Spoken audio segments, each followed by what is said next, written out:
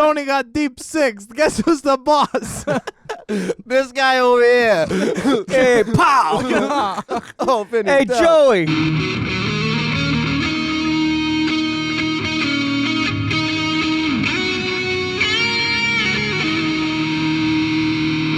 So like I was driving to work, I think, or whatever. And I see this sign on my street that says so for all of you non-Americans or for all of you who aren't here, it's like voting season for like all of the quote unquote non-important parts. You know what I mean? For the non-Americans who are not voting in this thing, this is for all the non-important elections, all like the city councils and all that stuff. Yeah. Which if you feel is important, whatever, it's not really relevant to I think it's very important, but that's a different. Okay, so Eric thinks that. So I see a sign. I forget who it was, but it was literally the letter Y, not, and this guy's name. And I was all like, your marketing tactic is, why not? Hey, why not? It's like, what's the worst that could happen? Hey, well, think about the mayor of Fall River. He's like, got bagged for like this ultimate like money embezzlement and corruption, and everybody in Fall River was still like, why not? Why not? I mean, he's not a bad guy. Yeah. And they just keep him in there, and it's like, another scandal. That's what this guy gonna learn. And I mean, this dude, he has such grundle butter to just like get up and be like, hey, so we're gonna do this again, boys, or what? And they're like, why not? It looks good from my house, boys. I'll tell you, like, I would say that why not campaign would work for a lot of things. Probably not. If he wins, good for him, but probably not for us. Zero effort signs, too. They're like white signs with blue lettering. It says, why not? It's like, oh. Okay. Looks like the Little Rascals, like, just like drippy paint, like the Y with all the streaks.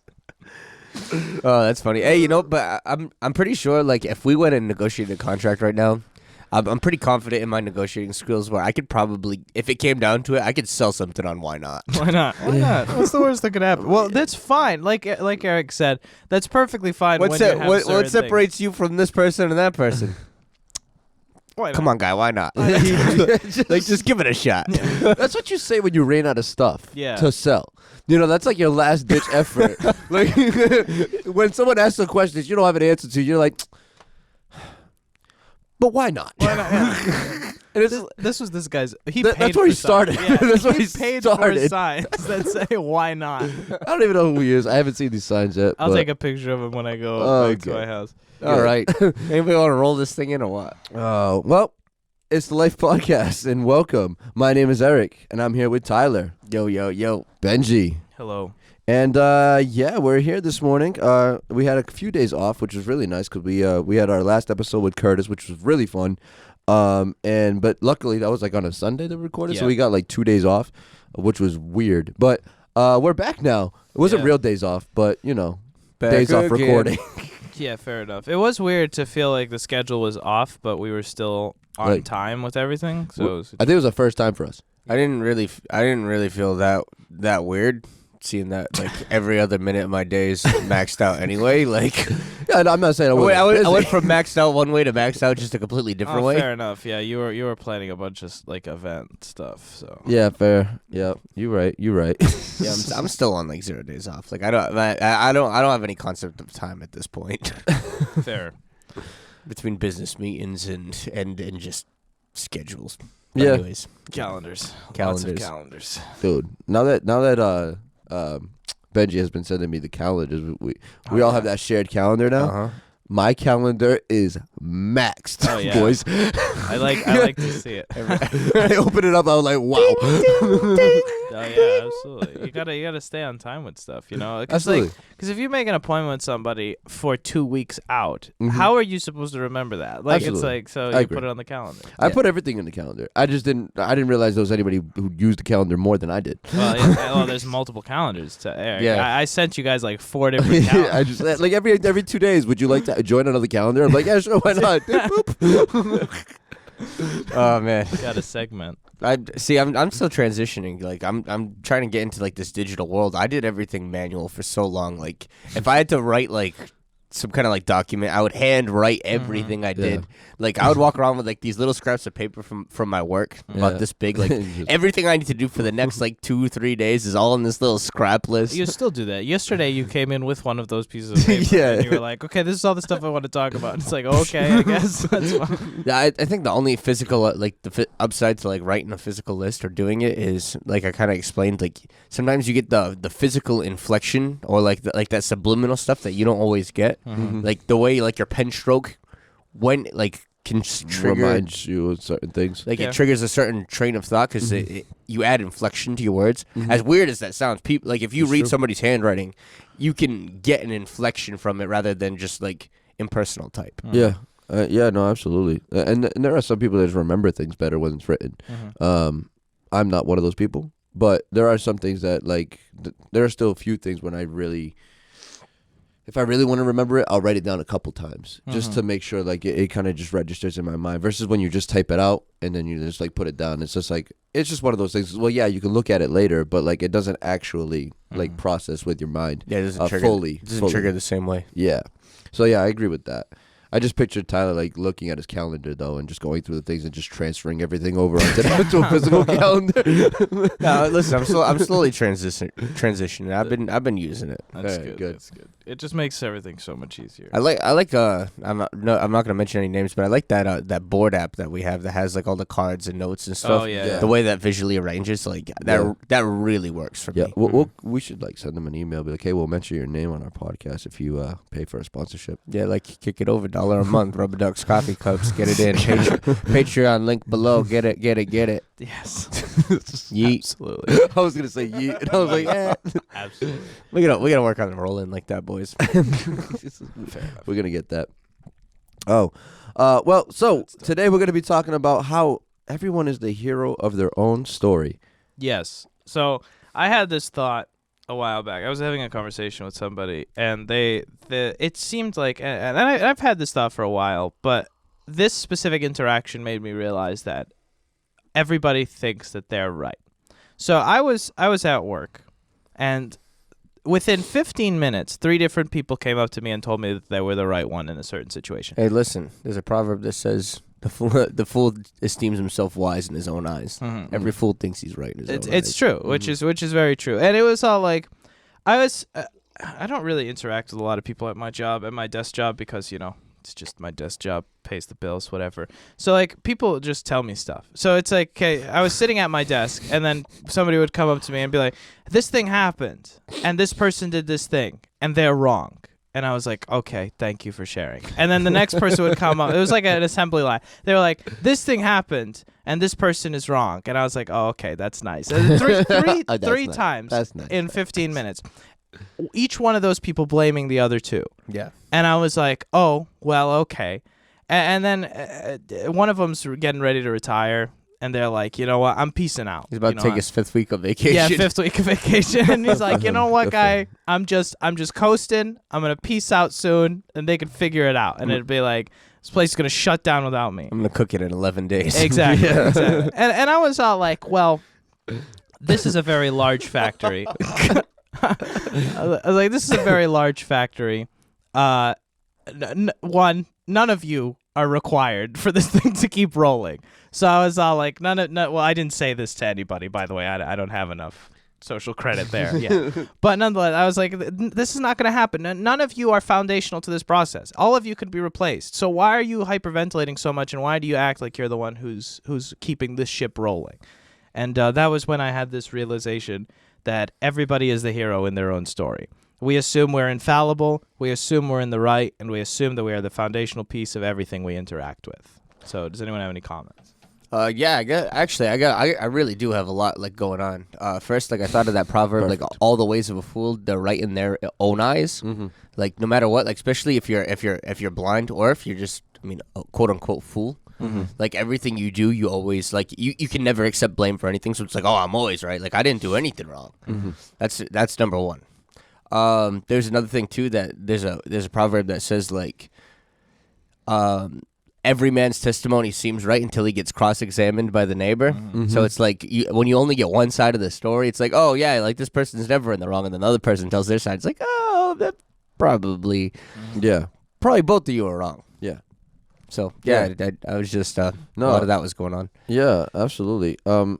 Everyone does think that. I mean, that's the only perspective that you know 100% of. You know, so when you look at any situation, it is interesting because there are situations where some people get in something and they just want to be the first person to tell somebody else so that they can feel like they're right. Yeah. You know, I got to get as many people to know my side of the story so that hopefully I will outnumber this other person on the situation and I'll be right by default because not everyone else will know the whole situation. The amount of times I've heard stories where it's like you just hear one side of it and then all of a sudden the other person involved, it could be weeks later, you finally get to hear their side even though you don't really care, but it just ends up at your front doorstep. And then you're just like, wow, like I thought that situation was completely different. Yeah. Everyone wants to make themselves the hero. Everyone believes that they are the hero. This is like a fairy tale thing. Like, why would anybody write themselves as a side character? Yeah. If they say that in theory, like everyone else in your life that you pass by every single day that you don't know their name on the street or drive by, like technically they're side characters of your story. You know what I mean? And when you think about it that way, yeah, you're the main character technically of your own story. But it does get very unhealthy. And when you start when your number one thing is like the hero can't be blamed. When like in a lot of stories, the hero has to go through something in order to realize the revelation. What people don't realize is every day is something, you know? Absolutely. And that blaming thing is just one of the most common things of like, I'm going to blame everybody else as soon as I can so that I don't get reprimanded or lose whatever it is that's at risk. Usually not much, but they just don't like to take the blame. And go ahead. So the one thing that this didn't include was the idea of a pure intention. That I automatically assume that my intentions are pure, or I know that quote unquote know that my intentions are pure from my perspective. If I yell at you, it's because you're wrong. I'm not yelling at you because some psychosomatic like system that I'm trying to develop to like, because I'm wrong, I'm yelling at you to make you feel wrong. Like, I genuinely think that I'm right. That's why I'm yelling. And it's the same thing where it's like, it's very hard to convince somebody that they're wrong when they genuinely feel like they're right. Yeah. Well, a lot of times when you know that you're right, most of the time you don't have to argue. Like, you know that the truth will stand, and it's like, yo, listen, I know what the truth is. I don't have to argue my point with you. A lot of times, out of that ignorance, I mean, and we can be sincere and sincerely wrong at the same time, which is that point that you're making, and not to be political, but you can see at the very basis of what politics is, regardless of right or left or whatever political affiliation, one side of the, like even take it back to like World War II. I mean, as far back as you can go. The thing about propaganda, it's one side of the story being told as loud as possible so that you write the narrative on what people believe. And that's, I mean, No, absolutely. it was really, it's true. Yeah, absolutely. So continuing with this list, the idea that we assume that we're right, we assume that we're infallible, we assume that we can't be wrong, and that's why I try to think of when I use this example a lot, and I hope that you guys have noticed it when I say like, if I assume that somebody else is wrong, I automatically have to assume that I can also be wrong. yeah, it's true. And taking yourself into that mind space is very important, where it's all like, okay, let's just, regardless of the fact that I assume that I'm right, that I know that I know that I know that I'm right. The idea that I know that I know that I know that I'm right. I have to assume that somebody else could be more right, or I could be wrong, completely wrong, because I obviously believe the thing that I'm trying to pursue, because that's the only reason why I would pursue it. Because it's the information that you have. Exactly. You know, you base your judgment off the information that you already have. And going all the way back to the core of it, I mean, if we have this this thing inside of us that says we have to be right or we have to be seen, it comes down to a pride issue at the end of the day. It's like, when you're right, and you don't have to prove that you're right. Yeah, absolutely. And there's a lot of things that like you don't have the entire story. You know, you only got like little pieces of it, even when you're in the mud. You know, you don't know why the decision was made on the other side. Why are you why whatever happened that upsets you? You don't know all the details. So you have to, like, instead of going to some like the next available person to vent out your problems and put the blame on somebody, which it wasn't even involved, you have to like go to the person directly and have that conversation, because there could be something that is like, oh, that makes sense. Oh, you didn't do this because of this process. Oh, I didn't even think of that. That makes sense. Right. You know, understand the whole story. Yeah, now you get the whole story, and like, oh, you're not as dumb as I thought you were. You know, and a good thing, because I almost went over there and told this random person of all about the bad things about you, but you skipped the whole process, like a very vital step, which is like just address the person. You know, step one. That's an interesting point. Like, you're not as dumb as I thought you were, and I think that that's a good place to step back in when we come back from the break.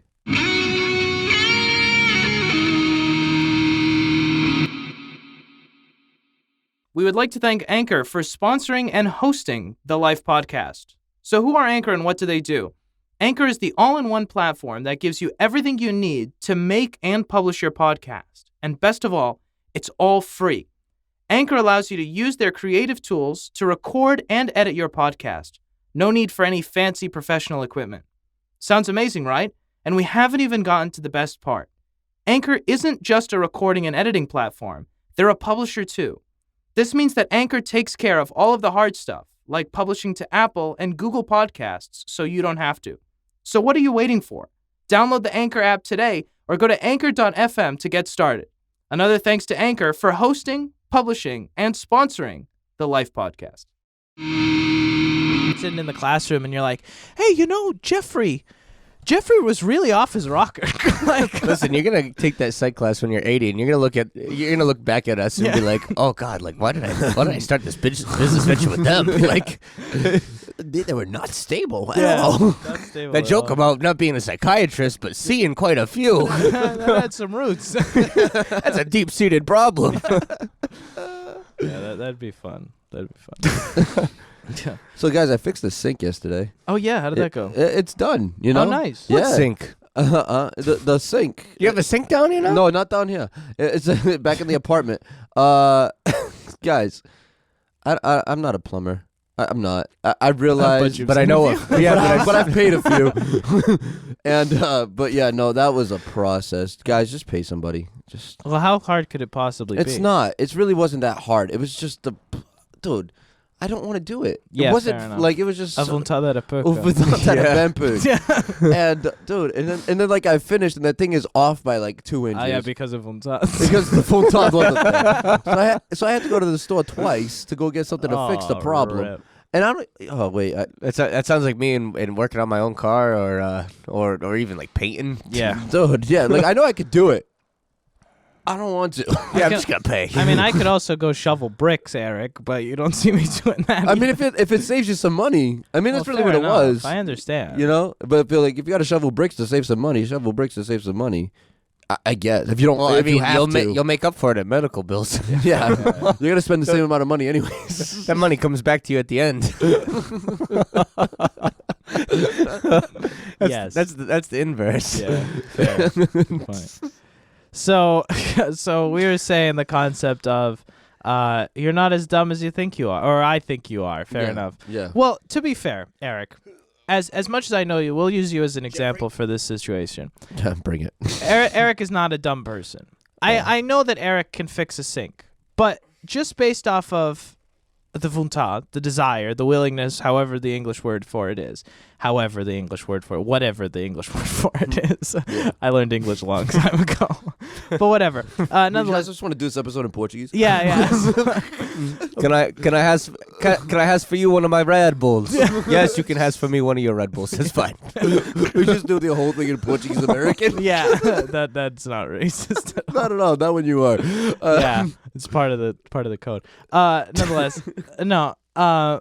So like Eric knows how to fix a sink because it's not a super complicated system, but Eric doesn't want to fix a sink. So if I came in halfway through that process and I was like, "Hey Eric, this sink's off by 2 inches, guy. Like, what is this?" and I start screaming at Eric because I think just Eric's incompetent. You know, Which that's he might different. No, that's different from thinking, "Oh, Eric was just not really into fixing this sink and he made a mistake and now it's off by 2 inches. Like, it is what it is. Yeah. Those are two separate things. Or like you're putting together the sink and like you see Eric struggling on something that's supposed to be elementary, but there was extra information that you didn't understand about the situation. It's like you didn't know that the pipe threads were stripped, and you're like looking at him from afar. You don't have all this information because his hands are in the job in the masa per se. You're working on it. It's like, oh, why, dude? It's so easy. Just screw the thing in. Yeah. But it's like, no, I can't. Not that easy. And Yeah. then you're like, oh, you're not as dumb as I. Yeah, okay. Or even just ignorance based off of non-experience. Like, I've seen my dad fix sinks all the time. I think I could mentally process how to fix a sink. Hey, how hard is I've it never to start done a media it. company? Yeah, fair enough. You make- Challenge accepted. you make good points. You know, it's like I've seen this done hundreds of times. How hard could it possibly be? And then you get there, you take it apart, and then the floor's not level, and the vanity's not level, and the sink's not level, and everything's a different size, and you're like, you know what? I'm not gonna do this. You know, You permanently have a bucket that you have to empty twice a week underneath the sink. It's just a small leak. yeah. It's like, listen, this is a temporary fix. It's like this bucket's been here for 25 years. It's like, 3 times a week, I got an alarm on the calendar for that. absolutely. It's like a physical alarm too. Like you like wind it up, it's underneath the sink, and you're like, what's that buzzing? Oh, that's the sink bell. Sink bell. Just walks out with a Yeah, bucket. yeah. Sand. You just got sand grains just running down. It's like your solution is to purchase a larger bucket. Like that's like, hey guy, I had to do this every 2 and 2 days. Now it's once every 3 weeks. It's a nice bucket. I hope that the metaphor isn't being lost. I know what you're talking about. Yeah, That's all that matters. fair enough. But it's very true. We all think that we're the heroes of our own story. There was like when I was this wasn't my sink that I was fixing. It was my parents' That's sink. even worse. So yeah, it was even worse, you know. And but they had asked me because they wanted to save $1, and I didn't want to. I wanted to say no so bad, but I was like, all right, I'll do it because in my story, because I'm the hero of my own story, I'm very busy. I have no time to sit down and fix a sink that I'm probably not qualified for. Yeah. And so in my mind, I was like, no. And then that was my initial reaction. And then I thought about it, and then you don't want to make other people's stories hard, you know. And if you can help somebody, and you have the competency to put it together, then it's up to you. You can say yes, or you can still say no. It's really up to you. But in my story, I was very busy, and I had to break down my story and say, okay, do I want to step aside real quick, help somebody else, and just be a friend in a way, and just help somebody to do this. So that was. It made sense afterwards, but in the process, I was like, "There's so much better stuff that I could be doing, guy." And if you told them no, technically you would be in the quote unquote this infallible right, because in the narrative of your own story, it's like, don't you see? I have these other priorities on my list that are so much more important than this. Like if I told you no, like here's $4, like go get João like a 6-pack and have him have him come and fix the sink. Like I'm way too busy for this. You in the eyes of your narrative, I would have been right. Yeah. that's not wrong. Yeah, but in the eyes of everybody else, or at least in the other. It's like this guy's a jerk. I mean, other than João would be like, "Hey, pa, I got a 6-pack to fix the sink." Like I win. Eric's a great guy. As sempre estilo, Eric. But it's true, and it's like you have to balance all of these random people, and it's like that's the tough part, is understanding that the story is different from everybody else, perspective. They're saying like too many cooks in the kitchen. This is literally that. Yeah. On like exponential scales, because everybody is the hero. And you know what's so crazy? Everybody's the hero of their own story, but you could be a villain in somebody else's story just by being the hero of yours. Yeah, absolutely. And both of you are heroes. I mean, quote unquote, the good guy. And it's like, oh, in my narrative, in my story, I'm the good guy, but because you're doing X and X thing and it intersects with my story this way, like you're the bad guy to me. When you're not doing anything wrong. We're gonna get a bit political here real quick, but it's a bit old political, so it's fine. The Korean War was, or like the Vietnam War, both of them were basically like just like political things, you know. So both of them. To the Vietnamese and the Koreans, we're probably not the best people, just based off of premise, or we weren't at that time. Because like you just basically rolled up on someone's country and was like, yo, we're freeing you from communism. It's like, what does that even mean? It's not like some random dude in a village, who's like rice farming is not really worried about the communist agenda. Yeah. So it's all like, to them, we were these random dudes rolling up with helicopters and blowing up farms. And to us, we were freeing the world of communism. Yeah. So we're the hero in our own story, but we're the massive villain to some random rice farmer in the middle of Vietnam. You just cooked my rice patty with napalm. Exactly. It's all like, Ouch. That was my life savings, $4.50. yeah. It's like now myself and my family are not going to be able to eat. Like, thank you for freeing the world of communism. Right. Starving. all in a day's work. Now I'm Oh, starving. God. Yeah, jeez. It's like, it's a sad example, but that's true. Or you can see companies that go out of business because of false information. People who, I mean, we're trying to keep this as like unpolitical as possible. People who push an ulterior agenda. Like I'm gonna make a random example. We'll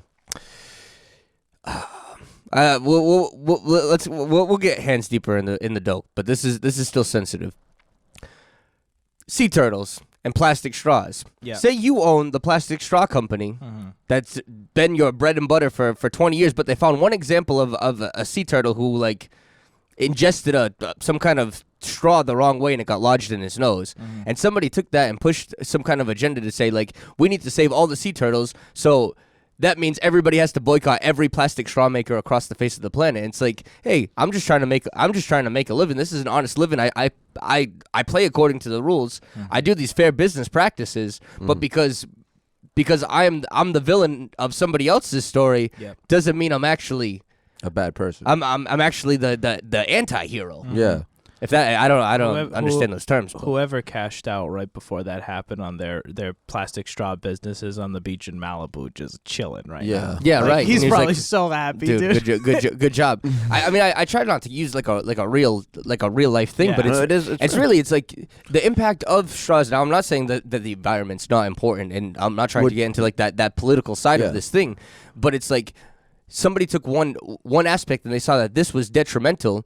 On the grand scheme of things, how detrimental doesn't matter. Yeah. But I used it to push a narrative that now could negatively impact, say, like somebody who owns that plastic factory or everybody who owns plastic factories. Say. Yeah. And there are details in this story that we don't even know all the details. Exactly. I mean, I could be completely wrong about what I'm talking about. Yeah, there might be like thousands and thousands of turtles that got affected. I don't know. Yeah. I never looked into it. So like we don't know the entire story. So like everyone could be pretty much right or wrong, you know, in their own respect. You're right. And the interesting thing about this story, You're right too. I'm wrong. the interesting thing about this story is we won't know until 20, 30, 50 years down the road if this made a difference. Yeah, if this was even a good, like if it was worth it or not. And that's what happens in a lot of, this is a large scale issue because plastic is very large and the sea is very large and turtles are very small animals comparatively to the rest of the ocean. But like the idea that it's like, in the same way that we live our lives, we don't know the effects of our decisions until years down the road. Mm-hmm. So in this moment, I might think that this is a hill that I should die on, but then 5 years down the road, I think, wow, that was a really dumb hill to die on. You know what I mean? We'll know more in 1 year. Yeah, we'll know. Today. Yeah, absolutely. I mean, you take it down to like even to stories that get written. The best storylines that get written is the best villains are the ones who have a real motive. Mm-hmm. You know, something that they actually like. It would make sense. You know what I mean? If you were in that villain's shoes, you understand. Oh wow, like yeah, he's doing all these very unfortunate things in the storyline. But like the motive behind it, why he's doing it, it makes sense. And those are the best storylines. You can sympathize with the motive. Exactly, and then once you understand the why they're doing whatever it is that they're doing, you can get like you can understand it and you can almost get behind it in a way. Take somebody like Batman. Even Batman's almost like because of his motives, he's almost a villain because like his parents died, and he was like, oh, like my parents got killed at gunpoint. Like I'm gonna go out and just like beat the crap out of all these villains and basically like get these guys. It's like that's not the moral high ground, but at the same time it's like in the bottom of my heart that screams like yes, moral superiority as much as like going and punching bad people in the face because they killed your parents 10 years ago. It's like, well, that guy didn't do that to like yeah. Does that make sense? No, No, absolutely. Go ahead. No, it's interesting to see like society bases their view on good versus evil based off of how many people it helps relative to the people that it hurts. Mm-hmm. It's like if I do something and it helps 95% of the people, I am a good person. Yeah, right. Like If- Batman's breaking all the rules. Like he's Exactly. breaking all the laws. He is an outlaw. Yep. But at the same time, it's like, oh no, this is the good guy. Yeah. Absolutely, which is exactly what it is. It's like I can break as many laws as I want as long as my impact on society is better positive. than it is negative. Yeah. It's a net positive. Yeah, net positive. Yeah. Or like, hey, do you guys remember? I think it was like last year or the year before. There was a guy like locally who was going around and like killing like he was using the app to like find pedophiles and like serial and kill pedophiles. Oh, jeez. And everybody was like, "Hey, but good for him." At the same time, it's like, dude, this dude just murdered like 10 people. I didn't know he was killing him. I thought he was just like catching him on camera. I have no idea. No, there was a guy who was I don't know another if it was my time frame might be off, but within like the past 5 years, like there was a wow. dude who went and like killed like 7 pedophiles because he was like being this vigilante. Yeah, that's one of those things where it's all like, that's when the cops are like, "Oops, I tampered with the evidence," and it's all. I like, know. Yeah, like, it's one thing if you just like hurt them, but Where did murder those them, fingerprints that's go? Like, yeah, that's crazy We'll stuff. see. That's great. We'll see. that's heavy. But I did hear somebody not murdering, but he would like pretty much catfish these people and just catch them all on camera. And then so they would pull up and then you post their face Steve like Hansen? stay away from this guy. Yeah, kind of Steve Hansen except on the road. In the RV. Yeah, Steve Hansen on wheels. Yes, Call him Steve Hansen live. the road show. Okay, we're gonna take a quick break. We'll be back for the practical life application section of the show. Stay tuned. Oh, we were on. Oh, rip. You missed it. I missed it. Well, see, good news. If you're a Patreon subscriber, you wouldn't have missed it. Wow, that was a good capitalization. Hey, you see what I did there? That's right. Links in the description of this podcast and/or video. Boop. Anyways, all right. So now it's time for Practical life application. Yeah. Yay! Benji, you look more and more thrilled every time that plays. I do. It's all of my life decisions contemplating like running in that 30-second clip. Oh, No. well, what about like that meme with like the chick where she's just kind of staring out and you have like all the math equations Oh, going yeah. on? Yeah. Like, where did I go wrong? Yes. Or like bringing back that Vietnam example, that cat with like the Vietnam like helicopters coming over the background. Yeah. Yeah. It's like Oh yes. Okay. Beautiful. Wonderful. So That was the second time we referenced Vietnam in the show. absolutely, yeah. I know. I guess we twice gotta in one make day. up for the other episode. And Yeah. they're both right Yeah.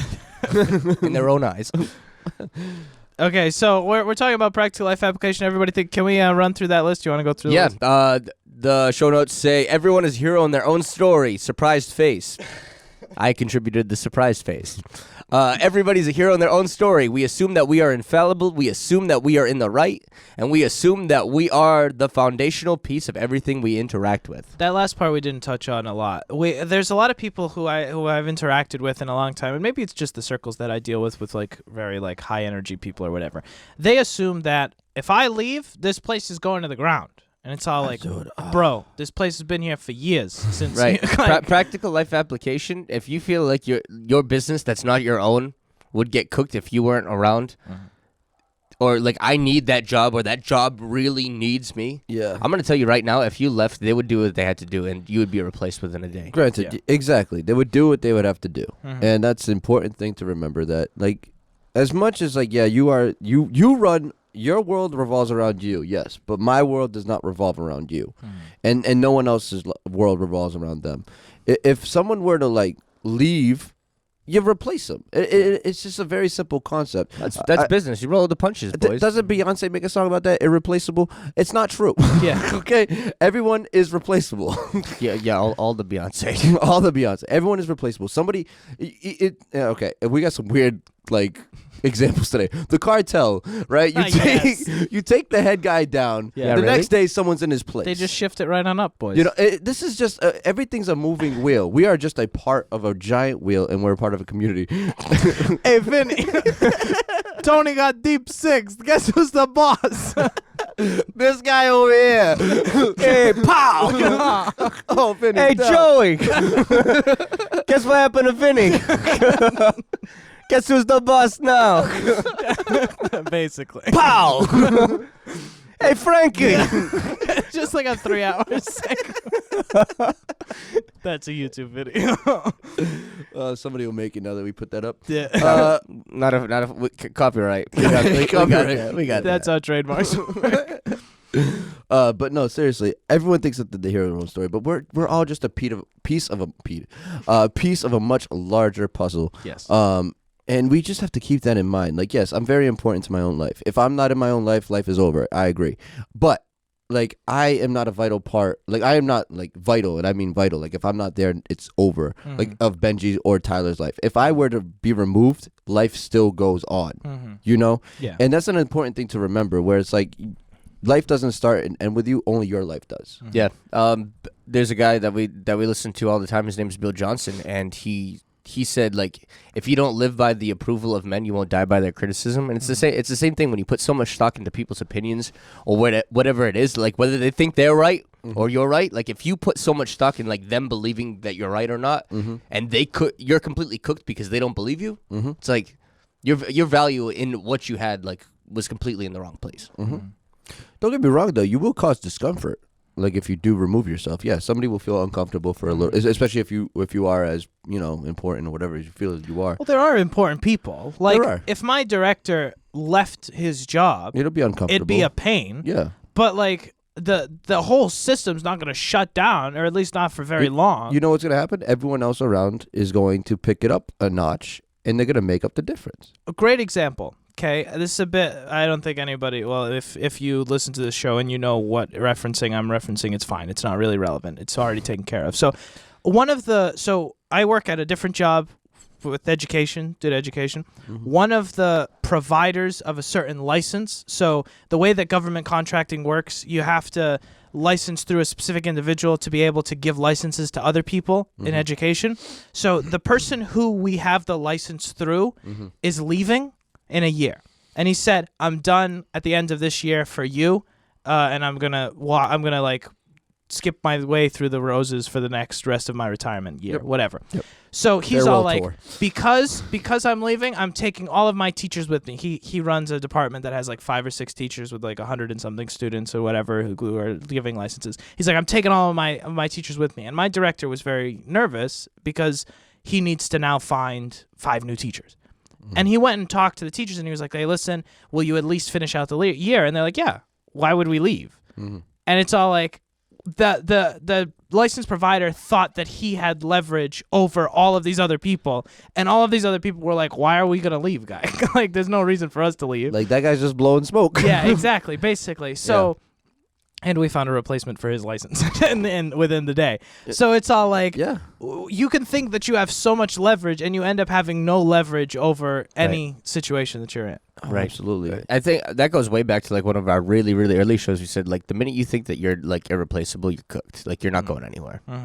No, yeah, absolutely. Yeah, the moment exactly. The moment you think that no one can take your job, that's when you've lost your growth. That's it. You kind of stagnate right there. And it's also not good to be irreplaceable, Right. because irreplaceable means you're impromotable or non-promotable. Yep. Yeah. That's Yeah. it. It's either everything lives and dies by you. Like, once you're out, everything gets cooked and it's done. You don't have success without the successor kind of deal. Or number 2, it's like, okay, well, you're not like, I'm gonna use my leverage because I'm irreplaceable. It's like, bet. Watch.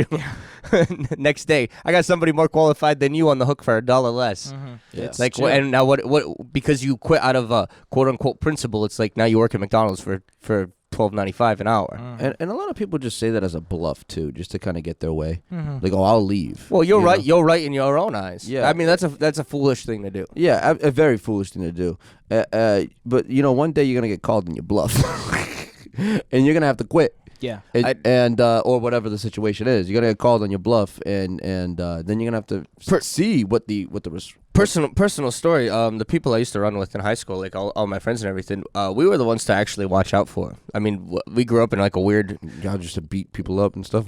Yeah, yeah. Well, Nice. that's where it's going. It's like you would have all these kids who would listen to all kinds of like rap music and think that they were like gangsters, and they would threaten people's lives all the time and be like, you know what? I'll kill you. I'll rape your family. Like, I mean, like they would be all, but it'd be legit. They would get all in each other's faces and they would say all these things.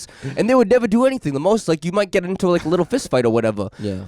But like the people that you were afraid, like you knew not to insult, were the people that I would hang out with because we wouldn't say it. I mean, that's just like a mafia thing. Like, like when they'd be like, hey, buddy, you cool? Hey, let's go out to dinner one day, and then you roll up in the restaurant. There's plastic on the floor. It's like, why is there plastic on the floor? It's like, you'll see. Remember when you said this when I was 5? Like. No, but it's but really that's what it is. Wasn't it Roosevelt who was like speak softly and carry a big stick? Yeah, or whatever. yeah. Like, no, but that's what it is. Like if you have to think you throw your weight around with your words, then you're already in the wrong.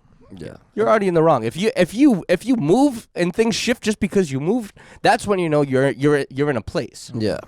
Random story time, because you reminded me when you brought it back. There was this kid. I'm not even gonna say any. I don't know any names, to be honest. This is so long ago. This is like middle school. There was a kid that like he was a new kid, whatever, and he had like this, like he had the first like very fancy phone. And on this phone, he had like this app where he could like and get on your this phone number he had an somehow, app. and he would like prank call all these girls and stuff, and like really like harass them. And he was there. And this is literally this is just my perspective of it. This could be completely wrong, right? So this is what I understand. You're right. You're the hero. Exactly. So this kid apparently, I don't think he did all this. I think that someone was saying that he was, and a lot of people believed it. So then all these other heroes of their own stories went vigilante. Oh yes. And there was like a large group of individuals. A large group of large individuals. A large group of like 13-year-olds go marching. Oh yes. Like the only thing that was missing was pitchforks. Oh no. And this kid, God bless his soul. I to be honest, like I don't think you can do that kind of stuff, but like a bunch of 13-year-olds believed it. And so they like really like got this kid. Right, so they cornered him, and they like they beat him up. they did like they took his sauce. they did the whole 9, guy, and it's just like the reason why I brought this up is because like this kid probably didn't do any of that, and it was just probably some girl that got flirted with, and then like just got offended, and then like told one person, and all of a sudden 30 people stood behind it. But like everybody in that story thought they were right, even though the entire story was wrong. You know, from beginning to end. I mean that I really, never saw the kid again. But that kind of rolls right. That rolls back into the camp of you can be sincere and still sincerely wrong. Yeah, and that's what it is. Like you can have all the emotion, you can feel like you can have all the moral high ground that you do. You might be misinformed and roll on misinformation, and still be in the moral high ground because you I guess ignorance, because you weren't sure that was the fact, but you took it as the fact, and you rolled with it, and you'd be like, oh, I'm so sincere, I'm so genuine about this. It's like, yeah, but it wasn't true. Yeah. And at the end of the day, history is written by the winners. And that also skews perception. Oh, yeah. Because regardless of if you're right or if you're wrong, again, we'll go back to Vietnam. Let's go back to it. Or it's all like regardless of if you think that we were right or if you think that we were wrong, the story will always be that we liberated the world from communism. That's the story. Because that's what regardless of if you think we won or not, is not relevant. We're still around, like we're the bigger superpower, so we get to write the history books because we get to sell. They're still living in huts and eating bugs, guys. Exactly. So they don't write history, which is a sad realization to have, that no matter if you're right or if you're wrong, or if you talk about the idea, since we're on this war tangent, you think about the idea of Japan, Hiroshima and Nagasaki. Regardless of however you write that story, the United States, quote unquote, ended the war. Because we won. And it's like if the Japanese had won, that would have been a completely different story. The United States would have been painted as these horrible supervillains who destroyed cities. Yeah, right. And it's like you can write the same story so many different ways. That's an extreme example, but our lives are the same way. Where it's like your interaction with another person can be written hundreds of thousands of different ways. Yeah. Absolutely. No, I love that. And history is written by the winners. And that's actually a perfect way to just explain the entire story, the entire concept that we're going over is like people will always write themselves as a winner. No one wants to be the loser. Hey, I was looking through our running ideas, and this actually fits the narrative so good. The skit where it's like, no, Eric is perfectly fine. This is a skit that we wrote down, and it's like Eric is in the background getting more and more disheveled, and two people have a conversation about him being okay. Oh, yeah. It's like they're right in their own eyes. Eric is perfectly fine, as Eric's just like slowly deteriorating and just like cooking it in the background. But they're right. Yeah. But they're not right. Yeah, absolutely. And it's like, oh man, if you say something confidently enough, people will believe you. And if people believe you, that could be the right story. That's it. Ask Joseph Goebbels. And Who? the propaganda minister for Hitler. Nazis. Yeah. He basically took like Sigmund Freud stuff and just repackaged it and said like, if you tell a lie enough, like eventually people will believe it as the truth. Some people do it to themselves. Yeah. Some people lie enough to themselves that they believe it as the truth. Yeah, we do. I mean, you're the best propaganda minister for yourself. Absolutely. And this is life. So you have to be very careful of who's the hero in your story, and is the hero being very selfish. And at the end of the day, whenever you make a decision or whenever you interact with somebody and you think that they're wrong, think of, if no matter how small the percentage chance is, if I was wrong, how would this change the situation? Yeah, no, absolutely. That's such a level-headed place to be, like, because there's always a percentage to be wrong. Yeah, get the whole story before you go sharing the story. Yeah, or just don't talk about other people. Oh, yeah, that helps. Well, that comes down to truth, and I'm sure we'll have more resources about how to seek the truth. But seek the truth above all things, and really come to find out what is true, and test all things. Absolutely. And I guess we'll leave it there for the day. That's all she wrote.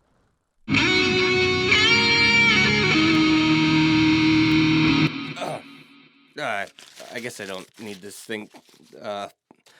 Thanks for listening to the Life Podcast. Like, share, subscribe, rate, all that good stuff. Come follow us on Patreon. We'd really appreciate the support. You know the coffee over here. Don't pay for itself. And there's the ducks.